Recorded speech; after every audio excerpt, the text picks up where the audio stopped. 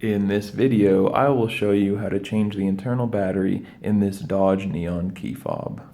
This key fob here was used on Neons between 2000 and 2005, and inside we will find just two of these CR2016 batteries. If you'd like to pick these up online, I've left a link down in the description so you can get them on Amazon. And the only other tool, or the only other thing you will need, is one flathead screwdriver. So the first step is to look down on the bottom right side, right along this seam between the two halves of the key fob. There is this little slot. We are going to put a flathead screwdriver in there and twist just like that. You can see we've created a little bit of an opening there, and now I'm just going to continue working my way through that opening, twisting until it comes apart very easily like that. Now this is actually two batteries stacked on top of each other.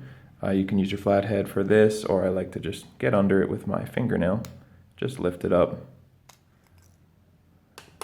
Second one here sits a little bit deeper, so I like to push on one side and give myself some room to then just lift it up, toss that out, and get yourself a new 2016 CR2016 battery. Make sure this positive side goes face up like that. Battery number 2, same thing, positive side up, and it just clicks right on top of the other battery.